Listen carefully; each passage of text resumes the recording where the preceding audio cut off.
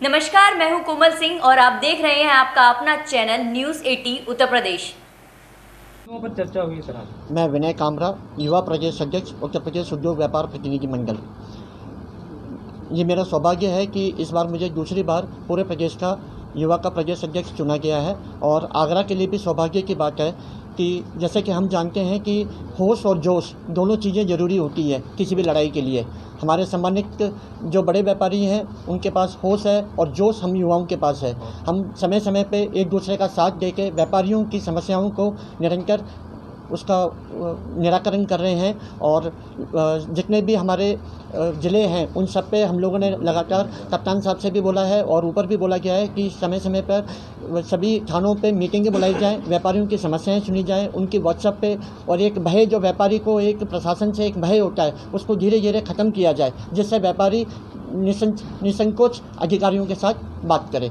और जीएसटी के सचल जल को हम लोगों लगातार कह रहे हैं कि जब ई-वे बिल लागू हो गया है तो जीएसटी के सचल जल को जो उत्पीड़न हो रहा है उसको भी रोका जाए। क्या लगता है इस विभाग की आप आवश्यकता नहीं, क्योंकि जीएसटी लागू है, ई-वे बिल आ चुका है, तो सचल विभाग की क्या मतलब? नहीं, अभी इससे समय कोई ज़रूरत नहीं है। इससे व्यापारी उत्पीड़न हो रहा है, उससे व्यापारियों की से माल रोककर उगाही हो रही है। इसलिए हम लोग ये चाहेंगे कि इस वाले काम को धीरे धीरे करके ख़त्म किया। बनवारी लाल कंछल, अध्यक्ष उत्तर प्रदेश उद्योग व्यापार प्रतिनिधि मंडल।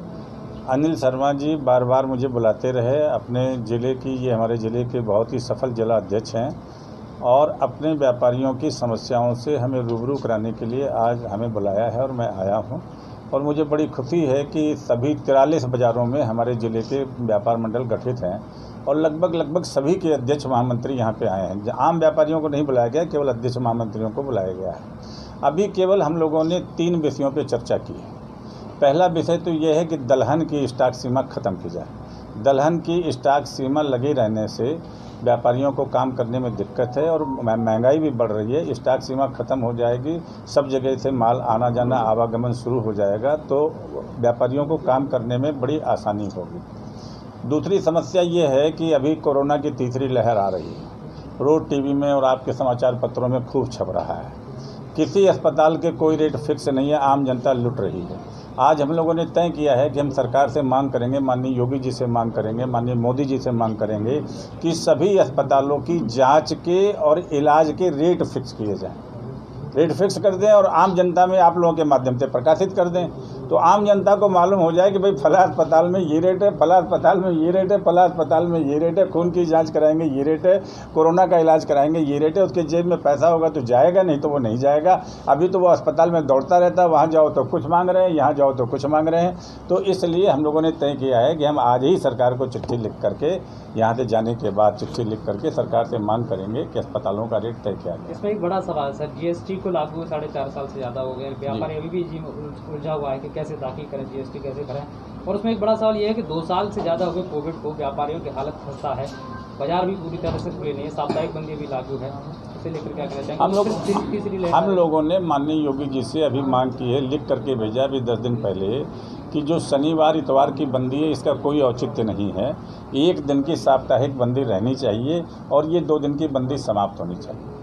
और ये आज इस पर भी यहाँ चर्चा होगी, अभी हुई नहीं है, अब चर्चा होगी। और हम लोग मांग करेंगे कि 1 दिन की बंदी रहे, जो साप्ताहिक बंदी थी वही रहे।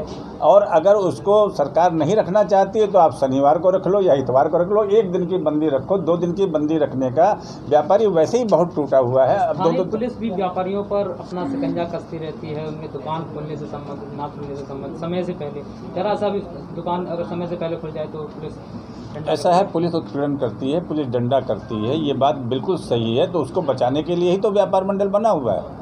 अब अगर कहीं से सूचना अनिल जी को आती है, शर्मा जी को आती है तो भाग के जाते हैं और 10, 20, 50 व्यापारी इकट्ठे होते हैं और पुलिस वालों को उस पर दबाव डालते हैं कि ये गलत काम कर रहे हो।